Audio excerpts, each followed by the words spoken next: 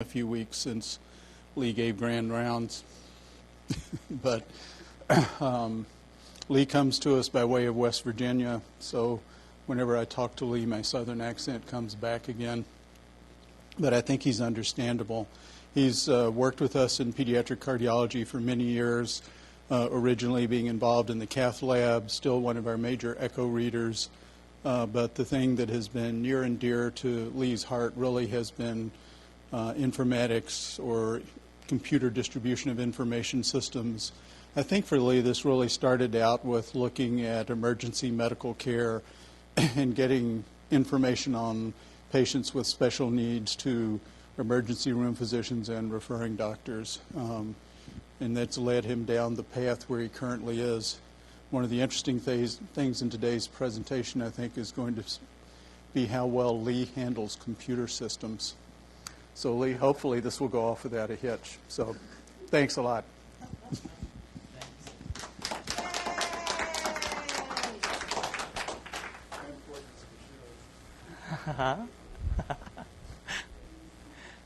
Great.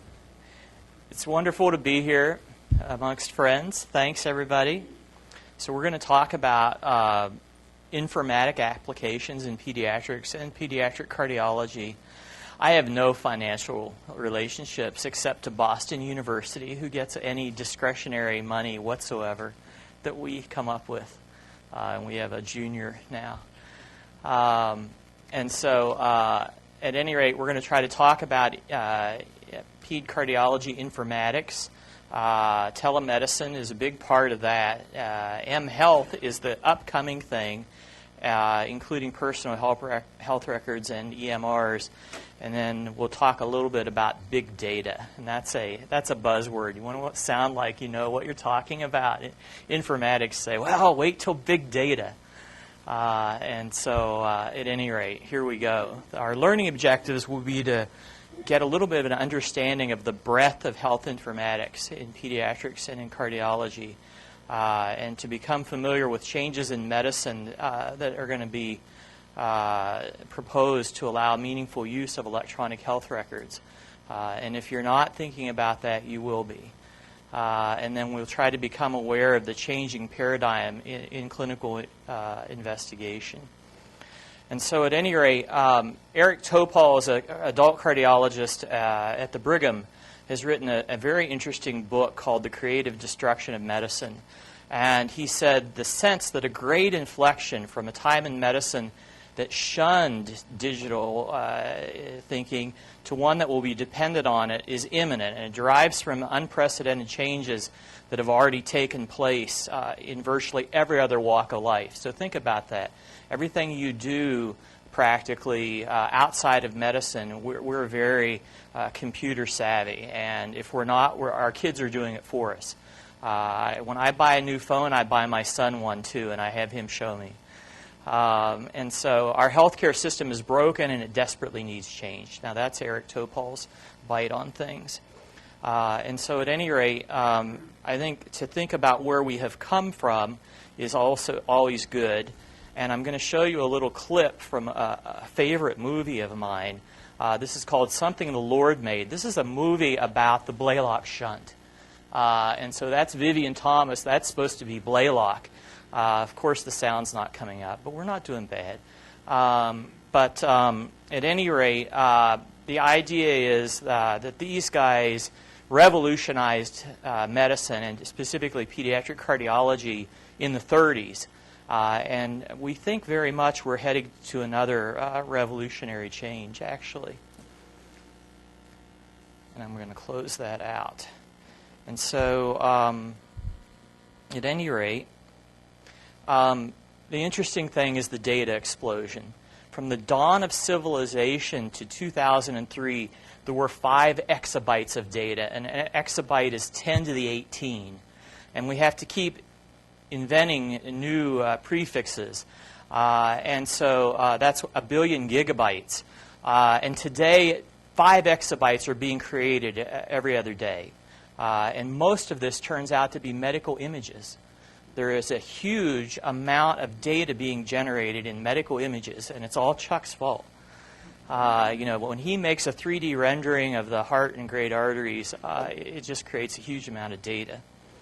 And so, at any rate, the digital explosion involves electronic media, involves imaging, involves electronic health records, and personal health records. For me, this is the cutting edge, okay, and what the consumer group expects of us. That's a wound infection.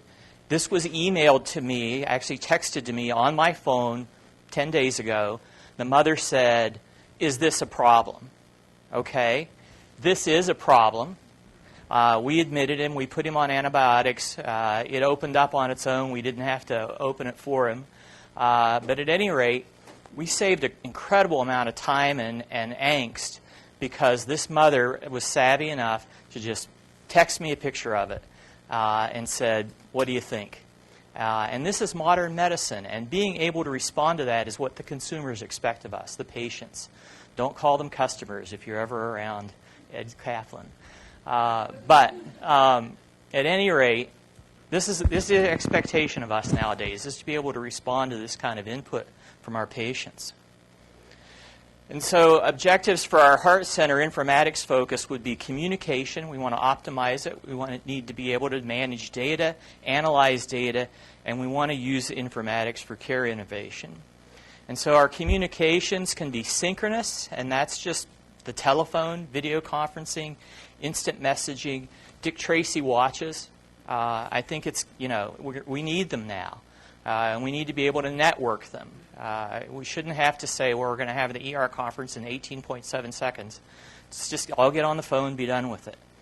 And so at any rate, then the other things are the asynchronous texting or asynchronous communication, things like texting, email, and then EHR messaging. And there's a new thing. There's a bitmap messaging that's going to probably overtake email is next. And so at any rate, in communications, we've been doing things like echocardiograms for a long time. We're getting them from all over the upper Midwest right now. The pioneers in this were Seattle Children's, where it really was very obvious to them that there was a compelling need to bring an echo down from Alaska. And those guys have done it for a long time. We'll talk about it in a little bit. But EKGs, now coronary phonocardiograms will be coming up. And there's new life for good old regular phonocardiogram that I'll be talking about. But at any rate, the content of communication is really amazing in cardiology. And so in cardiology, we talk about telecardiology being echo and the electronic stethoscope. We will be shortly using artificial intelligence for our differential diagnoses. We all do it now. We don't realize it. Dr. Moeller worked on this years ago, and he's here with us. And he may be able to tell us about that when we get to comments. Registry activity represents health informatics, and then personal health records are where we are going to need to go to be in touch with our patients. And we'll be talking about that. In terms of data management, we need to be able to analyze and utilize the data from Epic, from PediCath, from our PACS application, the eyesight from Accelera, and we want to be able to make our reports out to things like Society for Thoracic Surgeons with the least muss and fuss. I mean, we currently have about a half an FTE dedicated to getting our reports out for continuous quality improvement to the surgical society, and it's just data that we have somebody copying. We introduce error, and we are, rather than using him for synthetic capability, because it is a very qualified person, we're entering data, and that's where we need to be going. Is use people like the group in this room for their synthetic capability. So, for analysis, we want to be looking at quality improvement, at outcomes assessment. For decision support, we should be thinking about care leaders, care providers, and the families. What if the mother wasn't sure what to do with that picture? If she could look it up someplace and it said, if you see a red spot that's bigger than a dime, we really want to hear from you. You're not bothering us. That's what we tell them, but do they remember? Was it a quarter? Was it a dime? Gee, I don't remember. And so trying to help families is a big part of what we should be doing with this new wave of informatics. And then finally, knowledge discovery. And we'll be talking about it. And what we need to do is start thinking about how we would change things. Henry Ford said, if I had asked people, they'd have said, get us a faster horse. And in fact, that's not what he did, is it? The interesting flip side of that, then, is he actually got sort of overtaken in the automotive industry because of his statements like, sure, you can have any color Ford you want as long as it's black. So Henry Ford should have kept changing a little more quickly, but he was a real innovator, at least at the dawn of the automotive industry.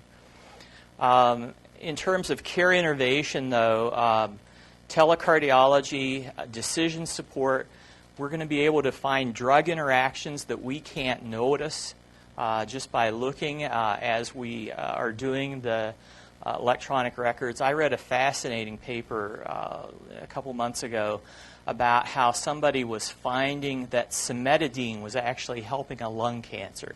And they only found that by looking at a lot of data. And those are the kinds of things that we're going to be capable of. And so knowledge discovery will be huge. And within all of this, then the issue is going to be to stay rooted. And Dr. Spock said, trust yourself. Mr. Spock said, of course, live long. But at any rate, this is where we want to go. Translational Bioinformatics. And what this means essentially is using information that we are finding in the laboratory, in clinical investigation, and quickly moving it out to our patient care. So what translational bioinformatics should be is the development of storage, analytic, and interpretive methods to optimize the transformation of increasingly voluminous biomedical data. And this is from AMIA, which is American Medical Informatics Association. And it's a very interesting group that there's a journal full of articles about optimal utilization of electronic information every month. It's really amazing to read it all. At any rate, one of the things that's being discussed is how to portray the data. This is a paper from AMIA that was analyzed, and they looked at what's the importance of the different words. And they basically plotted it then by font size. And turned out data was what was important. And it's just an interesting way to think about visualization of data. Zerhouni at NIH said, it's the responsibility of those of us involved in biomedical research to translate these innovations. And that's this group in the room today. At no other time has the need for robust bidirectional information flow between basic and translational scientists been so necessary. And so, in terms of translation, we want to turn data into knowledge. That's the basics of informatics, is take data, turn it into knowledge. Genetics, drug interactions, we touched on. Research cohorts. There's been some very good work done in just identifying who would be eligible for your study. We sit in cardiology sometimes trying to remember what patients might benefit from a new device, a new valve. And so clinical outcomes then are going to be easily analyzable as we harness the power of EPIC when we really have a lot of information stored in it. Literature reviews, there's a whole study of mining the literature with analytic techniques to keep track of new papers and things that will be interesting to you in your field. And then pulling it all together is the full Monty. When we use this whole panoply of tools to optimize our care of the patient.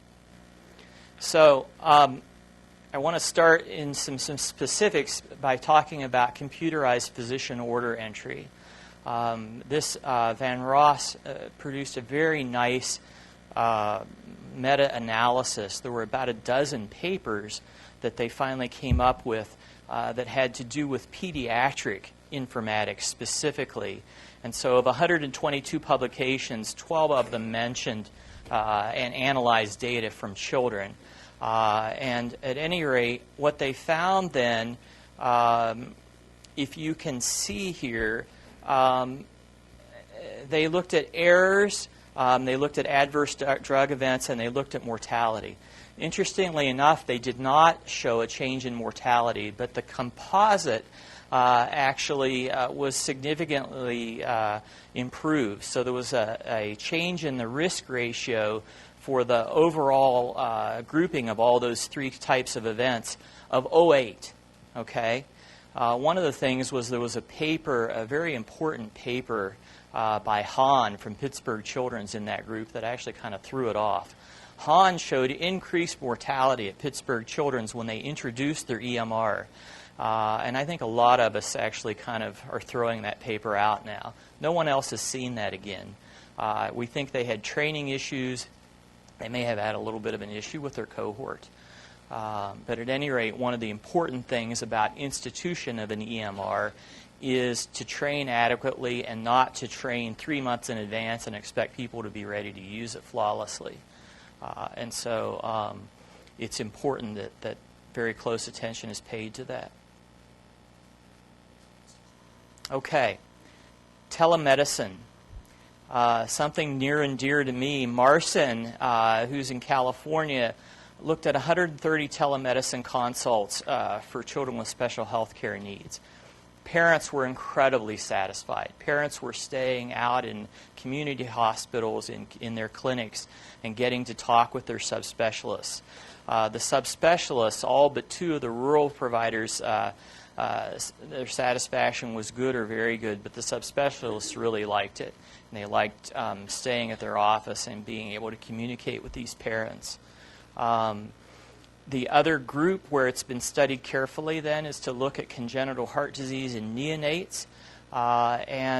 First of all, by looking at combination of talking with outside centers plus looking at echo, they had 97% diagnostic accuracy. Many places have tried to look at echoes real time. That is a bandwidth challenge and requires a really good, robust connection. But even getting to review an echo before the tech goes home can be huge sometimes. And so they only had 4 diagnostic errors in all the echoes they were doing. They avoided transfer to the regional center in 95 patients, which was 72%. That's really nice when you think about, the important thing that's going on for a normal child is bonding with the family, and that keeping those babies in the local hospitals is just huge. And they had high diagnostic accuracy in this study. You can't see this very well. I don't know about up here. Yeah, it's not so bad. And so they avoided transport in 14 patients, and the people they transported then had important things like Epstein's malformation plus pulmonary atresia. They had a critical coarc, they had critical AS, critical PS, and so they got children with important heart disease to the tertiary center like they should have. And so it's just a very nice study early on from 2002 that illustrated what could be done. Craig Sable then in Washington did a large methodical study where they looked at 500 echo tests from 360 patients. And this was over 2.5 years. And they showed that they were able to diagnose critical heart disease. They were able to diagnose non-critical heart disease. They found some things like persistent pulmonary hypertension and ventricular septal hypertrophy. But again, they kept a number of children home. The last thing here for the neonatology group is, look, they found some umbilical catheters in the left atrium. Interestingly enough, that's more of a communication challenge for us than anything. I'm sure you cringe when you find that in an echo report 3 days later. Yeah. Okay. So, In their study, though, the indications for echo mainly were suspected congenital heart disease. A lot of them had to do with a fetal echo concern, or they talked about concern for genetic disease. They did a few echoes for Kawasaki disease, and there it is, 21 for genetic syndrome. And those are good echoes to be doing because they're relatively high yield. So, also then in this group, we can see there's a real wide spectrum of things they found. AV septal defect, VSDs, ASDs, and on and on. So this was a good study that demonstrated the utility of doing distance echo. And we are doing this on a daily basis here. One of the really important things that we're doing is covering our referring cardiologists. So we'll get a call from Bismarck, and the echo tech will say, Dr. So-and-so is gone, I'd like you to look at this echo, and we do it immediately, and it's really helping. The other area of cardiology that I'm hoping to see a bit of a renaissance then is phonocardiography. We're actually starting to discuss listening to some children in Hibbing with a nurse up there. I've done this in China, which was kind of fun, and so this is our report from our Chinese experience of recording the phonocardiograms, and we had relatively good accuracy. The one thing I'm seeing from China that's kind of fun and humbling is I can't diagnose Eisenmenger syndrome. I have not seen enough of it. They have it over there, and when people, I'm calling VSD with Eisenmenger, AS, and everything under the sun, and just dead wrong with those. And so we will still need some echoes, no doubt. But the pulse ox was going to figure those out. And so this will only be part of the armamentarium. But again, think about, if we took a 4-hour bus ride to Linshaw in China out of a place that we had taken a 3-hour plane ride from Beijing, and we saw, we saw about 40 kids in a day and a half. And when you start talking about that many people not trying to get to the big city because, they're probably riding a bus and everything else, it really is a nice thing, and it's going to be good for healthcare in the developing world. And so we're going to keep working on this. So, it's easy. See, these things just snap right off. At any rate, then the next question is, why EHRs? There's a very interesting guy that you're going to want to hear if you get to. His name is, he calls himself E-Patient Dave. E-Patient Dave is a survivor of a lung cancer. He was a business information person before he ever had any health issue. He's been here. He's from Minnesota. He's been out on the East Coast for quite a while. But at any rate, E-Patient Dave said, the only reason to put information in a computer is to read it back. Now, we've been talking about there are a number of other reasons. We're going to discover knowledge from having all this information in computers. But as far as the patient's concerned, the reason to put this in a computer is so we can find it and we can stay organized, and he doesn't have to have 5 CBCs in order to have the 5 different doctors know what his hemoglobin is. And so at any rate, E-Patient Dave says patients should be empowered, engaged, equipped, and enabled. And you can look at his blog. You can see what he's doing. It's a very interesting story of someone taking charge of their health. And I thought I was going to be negative about it when I heard him. I thought, oh, great, here's another person that knows more than we do. But he had a very interesting take on it. He said, what I want to do is find good doctors that I want to trust. And I thought that was very important. And I think that's a good thing for us to relay to our patients because, we do have a lot of patients out on the web nowadays. We have a lot of people looking up their own information. And, if we frame it that way, we can hopefully get them to process what they really want to do, So, now we're going to talk about personal health records. Many of you know I've worked for a number of years on emergency planning for children with special health care needs.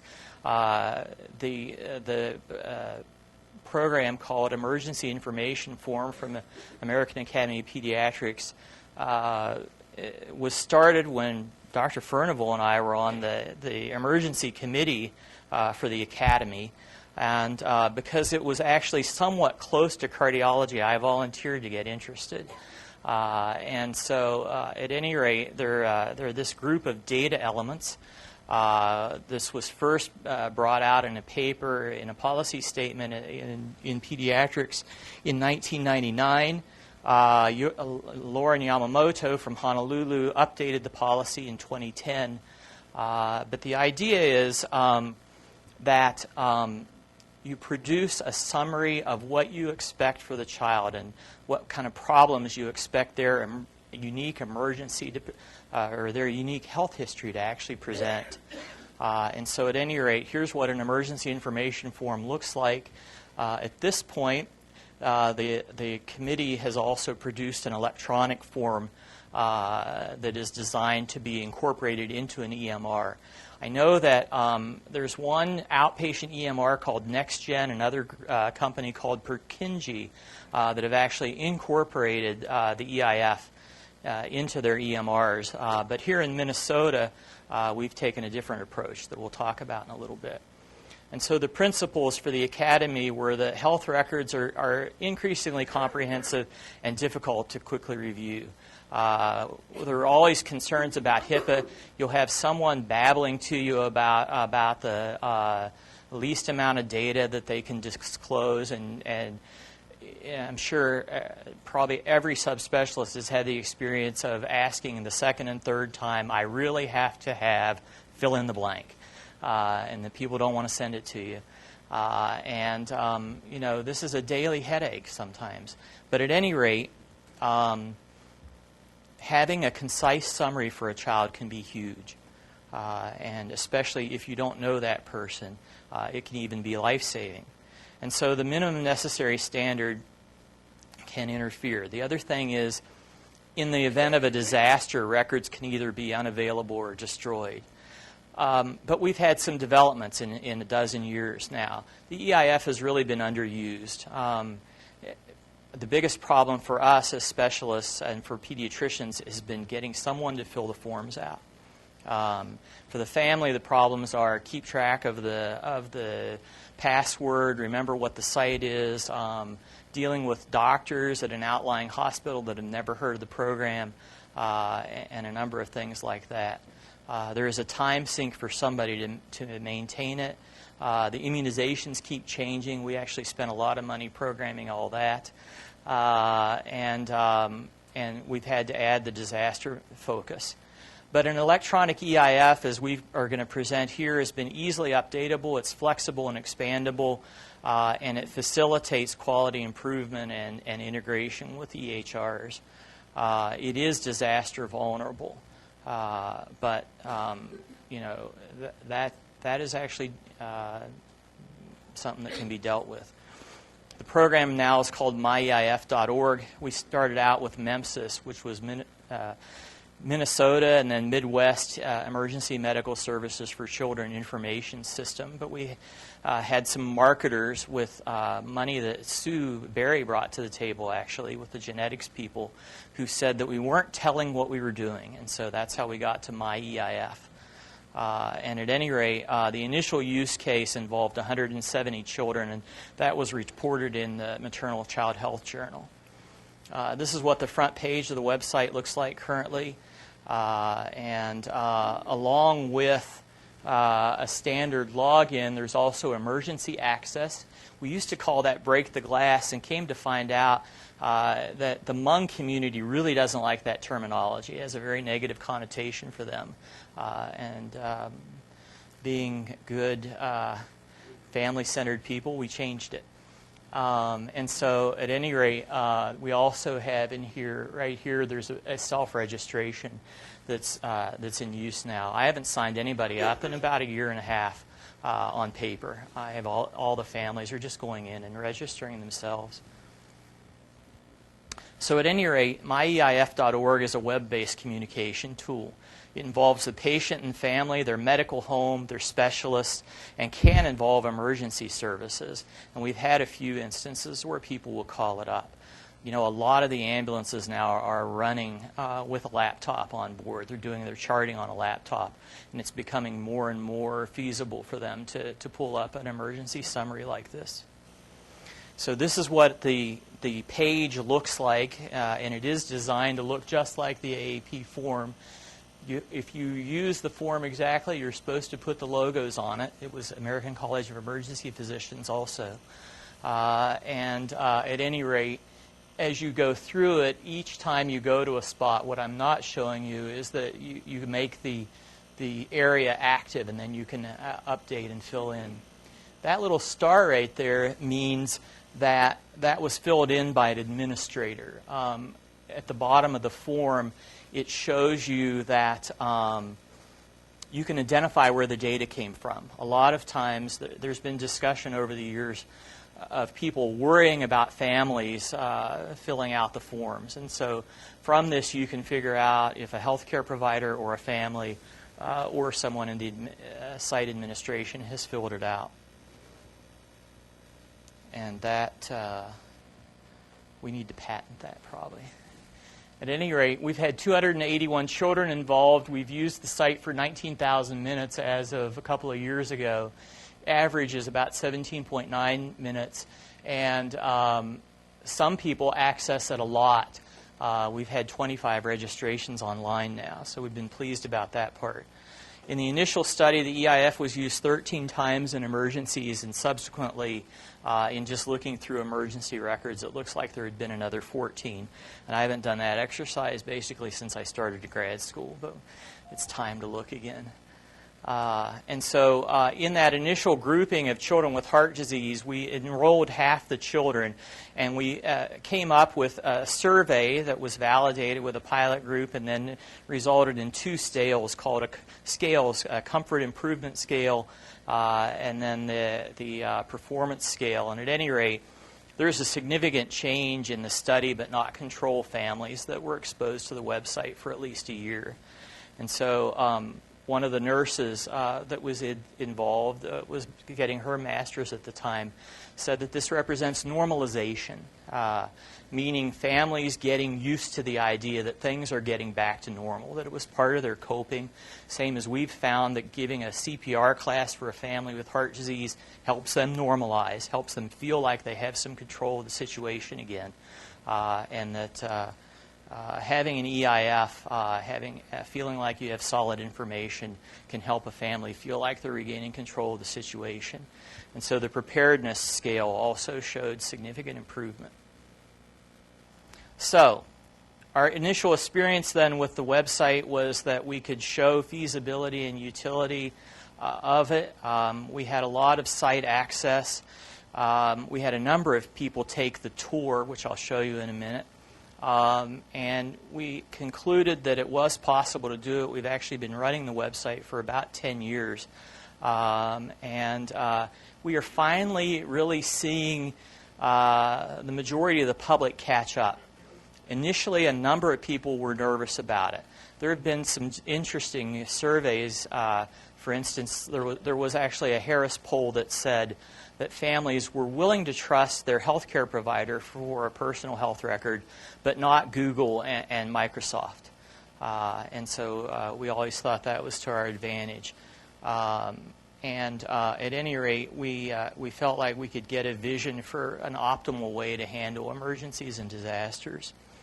So starting to think about disasters, then here at the U, there was a group in School of Public Health that had some money, and Dr. Furnival and I and Sue Berry, and we got out. We don't have to get out pen and paper anymore, but we burned a few cybers and wrote a proposal to these guys, and we did a disaster drill. So we said there was a tornado, and we looked at children with inborn errors and with cardiac anomalies. At this point, there were about 100 of each in the website. We took those children. We found some of our patients that weren't enrolled in both groups, and then we sent them to either a simulated ER or a simulated shelter. And we looked at how volunteer emergency providers regarded the children. And so at any rate, first of all, the parents said emergency personnel such as doctors and nurses found this EIF very helpful. The interesting thing here was it was so good that the control parents also saw it. So the exposure to children that had a summary was so strong that it completely wiped out the control group. They just said, oh, we obviously should have had this. Why don't we? And so we had a lot of interest that way. And so then the other thing that the parents looked at was they said, I find that the comfort level of hospital personnel improves when they see that I have this summary. And again, even the families who were ostensibly controls did it. This was a fun study. It's actually the first instance of using actual children with special health care needs in a disaster drill. We had kids with crush injuries that had tan scarves, and we had kids with contusions with red scarves or SpongeBob Band-Aids, and they all got a big kick out of that.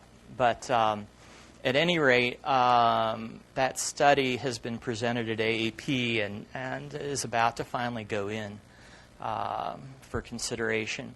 The other thing that was interesting from looking at the providers, oh good, the blue box is medications, and of 13 providers that volunteered for the day, 12 of them said that was the most important data they got from the EIF. And I just think it's interesting. As an aside, in Hurricane Katrina, it was possible to construct a med list for about 90% of the people from New Orleans. There is a database, a national pharmacy database, and interestingly enough, they were able to use that on an emergent basis. And after the fact, now they've decided that they violated HIPAA, and the federal government won't do it again. But at any rate, we just wonder what will really happen if there's another disaster of that magnitude.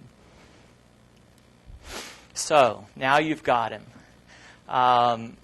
We're trying to make this all seem very simple, but in fact, we know from working with Epic, you can spend quite a bit of time on some of these issues. So I started thinking about, why can't I get forms filled out? And the other thing is, what about just problem lists to make Epic run? And so really a problem list is the cornerstone of a medical record. Quick assessment requires being able to look at a list of problems. We can guess usually from a med list, can't we? Somebody's on digital Lasix captopril, you have a pretty good idea they've got heart failure. If there's only 2 of the 3, maybe it's hypertension. But a problem list will anchor clinical decision support. It will allow analysis for drug interactions. It allows ordering, and more important maybe, paying for labs and imaging and all of that. And a problem set will really help with billing, both by the hospital and by the practice. And so at any rate, filling out a problem list is still an issue, though. It's good to have a set of choices in the pick list. By the way, if everybody doesn't know about hitting F5 to expand your choices in Epic, do that, that you get more things. But the data needs to be there. It's often very difficult to actually add something in. And for many of us, still, the action doesn't seem important. It's like, I know what's wrong. Why do I have to fill this out? This is just yet one more thing. So the issues, though, are having a good complete problem list are going to allow us to identify patients that need to be sent to registries, patients that need to be included in studies, to be considered as study candidates, to know how to exchange health information accurately with other centers, and for emergency and disaster care, as we've been discussing. And so to try to get our hands around the idea of building a problem list, I started looking at something called natural language processing. And NLP is the process of analyzing free text to create discrete data elements. And this is used for knowledge extraction and for consideration. And interchangeability is important. There are basically 5 uses of NLP. You can just extract information. You can use it to retrieve information, such as data mining in PubMed is a great example, or data mining from Google. NLP is also used in reverse for text generation. I have a list of elements. Now I need to turn it back into English for the family to understand, or it's in a radiology database and we need it back into text for the providers to understand. The user interface is important. This will allow a human to communicate to a computer system. Think of how much easier, anybody a little bit old, think of how much easier it is to use PubMed compared to Ovid or compared to original PubMed. Okay, question time. Who remembers going to PubMed and going to Medline when it was CDs in the library? There we are. Okay. Okay, that's how it was done back in the day, guys. You went to the library. They didn't let you do it yourself. And at any rate, and then the last use of NLP that's fairly common is machine translation. And that just means converting languages. The fun one there is if you go English to Russian to English, the flesh is willing, but the spirit is weak, turns into the vodka is good, but the pig is dirty, or something like that. So semantics are the meanings or interpretation of words. We can talk about diseases, medicines, and analgesics. If there's semantic sense, it means Tylenol and acetaminophen are the same thing, and that's a lot of NLP. And so this is, in case we're getting too bored, this is one of my favorite linguists of our era. Oh, I'm sorry, it won't play. It's the microphone didn't get hooked up. Anyway, Bill was saying, what is the meaning of is? For people that remember him doing that. And so an example of ambiguity in semantics is the man saw the dog with the telescope. Okay, think about it for a second.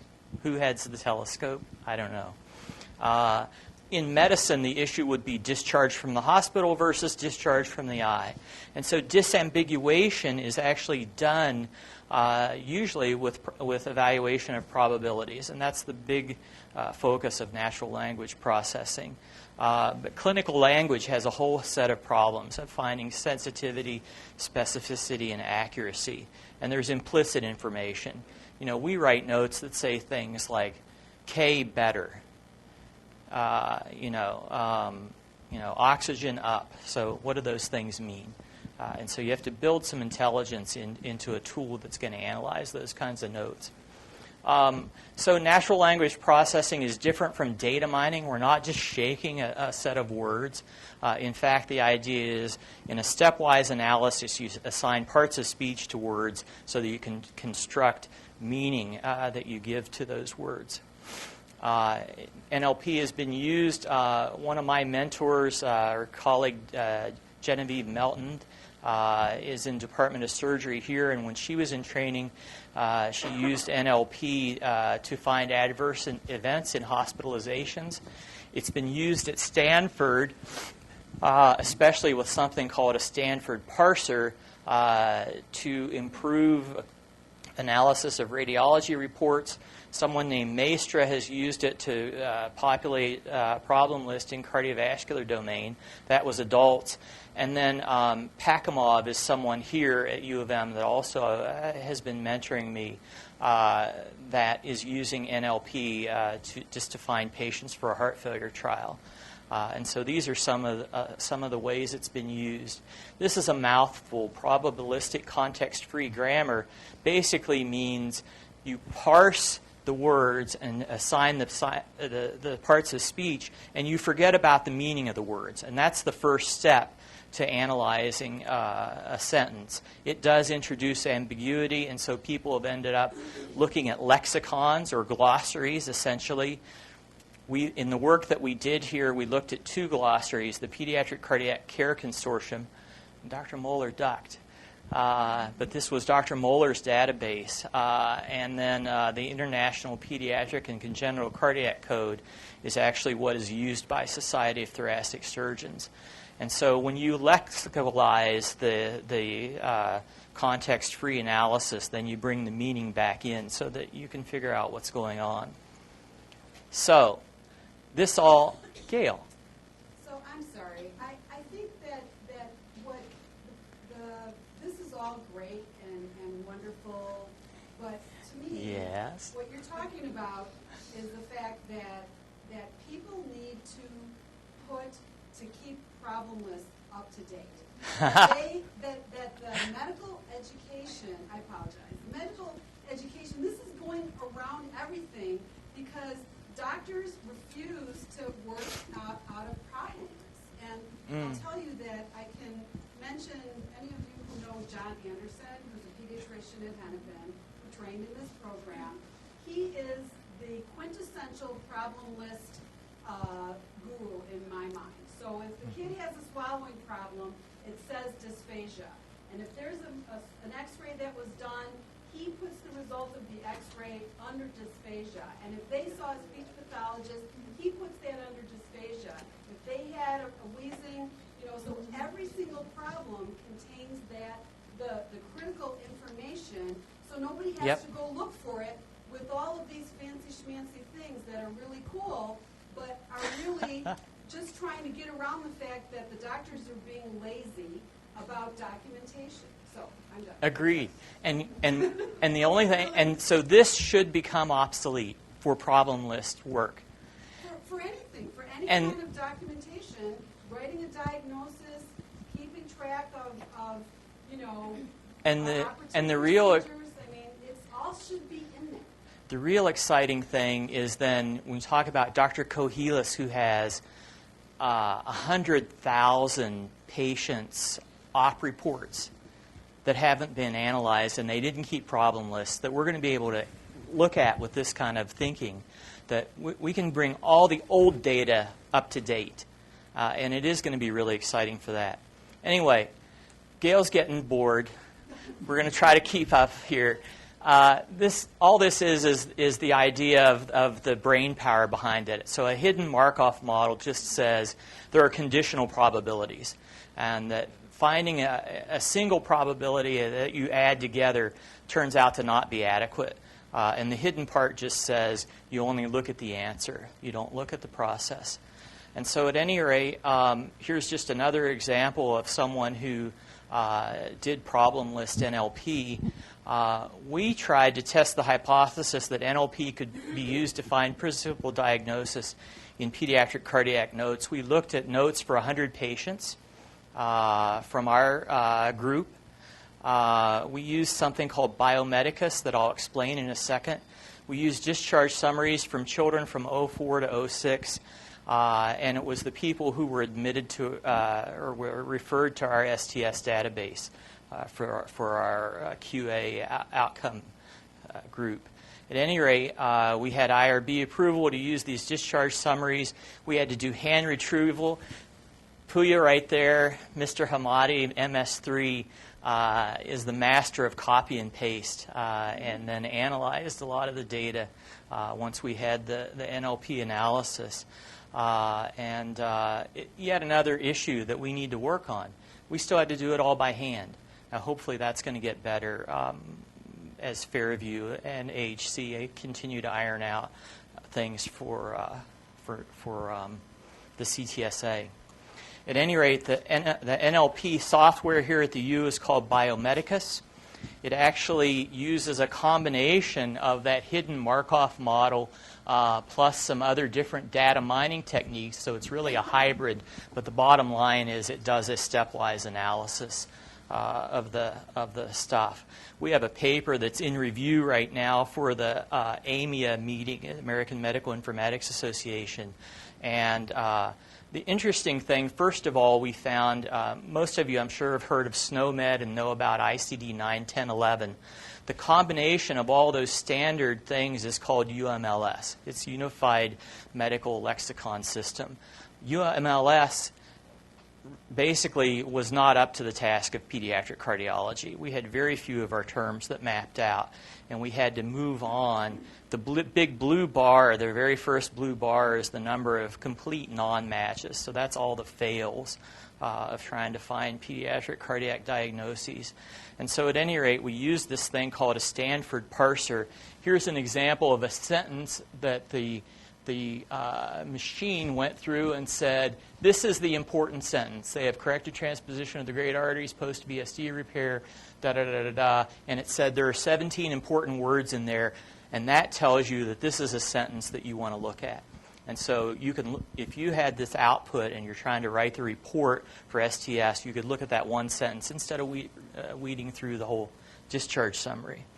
And so at any rate, from my standpoint, when I talk about trying to make EIFs or trying to make a set of disaster records on the fly because we've just moved the whole state of Minnesota, out to the East Coast, this could be very powerful.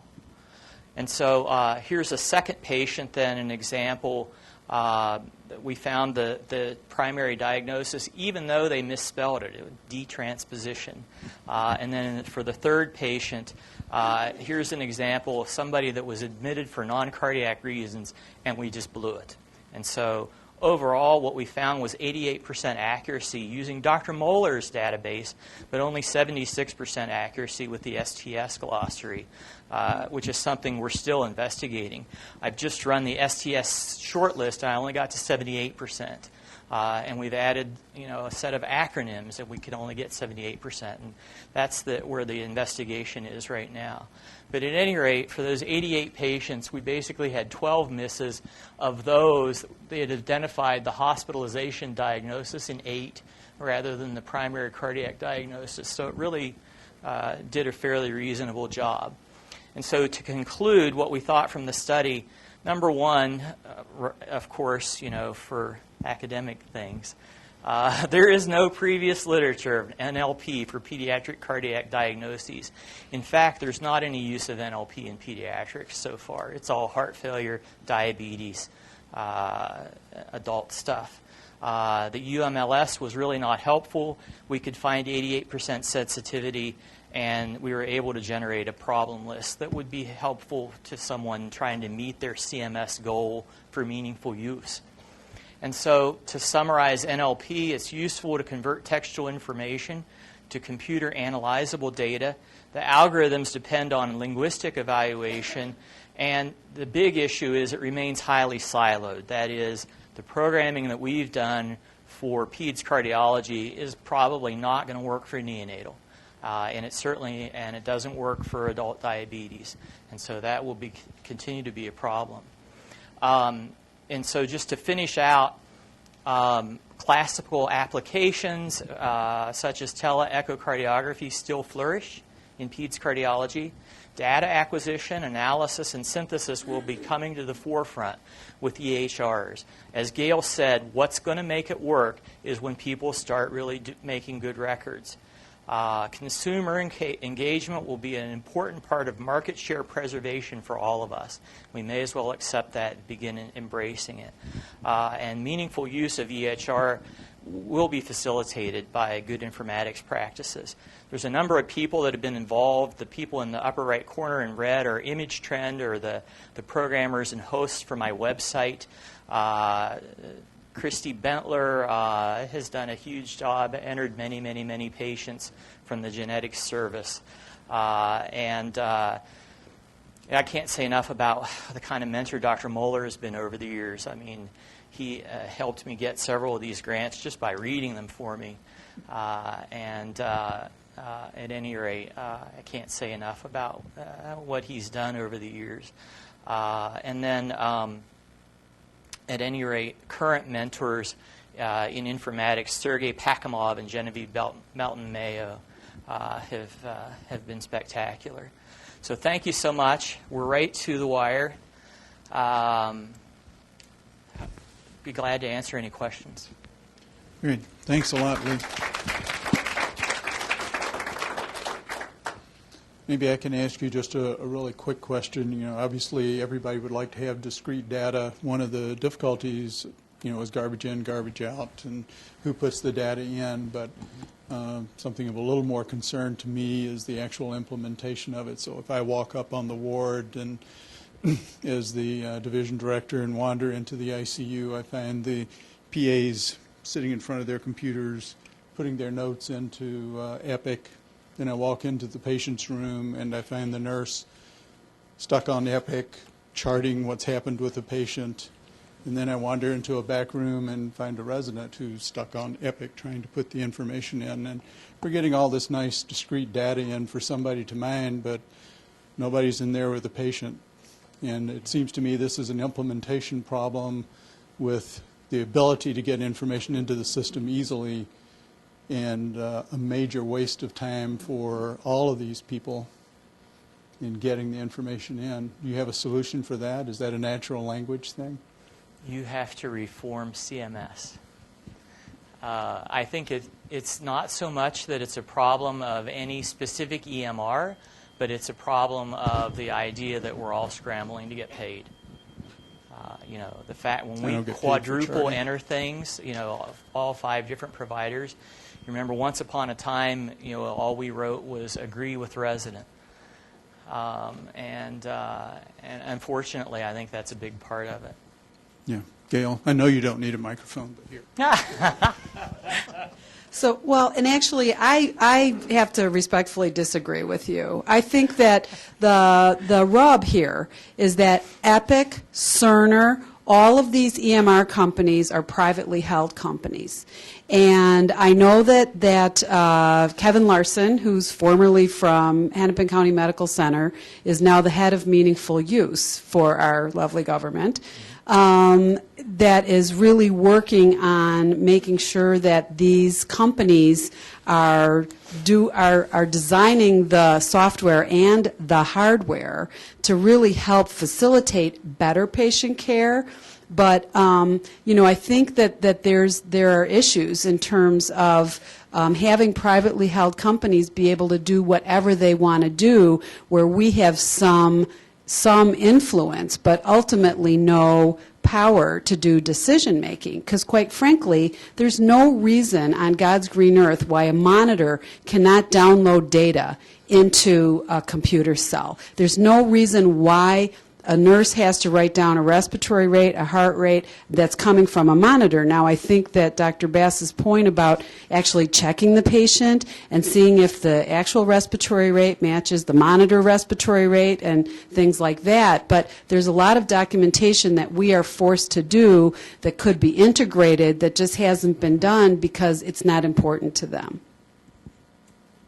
That was more of a comment than a question. Sure. There certainly are. I know in our intensive care unit, much of the information off the monitors does get directly downloaded into the patient note, but the problem is still, if that information is real or not. It's a problem we have with the alarms that go off when the patient is fine. But other questions? Anyone? Thanks, Lee. It was excellent. My question kind of feeds off of your last point there about getting paid and sort of where things currently stand from a telemedicine standpoint, not only in cardiology but maybe in other subspecialty fields where payment models are at. And I don't know if you're aware of models that are in place with the Affordable Care Act to try to push that component of medicine forward so that it becomes a more realistic part of our practices.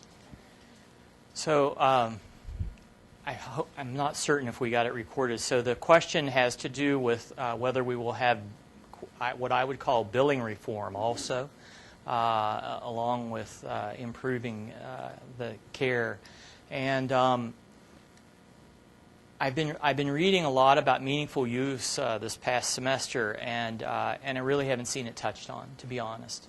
I think people are still very focused on getting their incentive. And I know that our group, the feedback we just got from the compliance people was that we need to be documenting, for the, ICE time, things like the medicine list. We have to document that we've looked at labs and be mentioning labs. that's to me a big waste of time that I'd like to see us do away with too. But I think in many ways we're slaves to our billing people and to the payers, and we do need to ask people to keep trying to make better sense of it. Great. Any other comments or questions? No more comments, Gail? Great. Lee, thank you very much. You.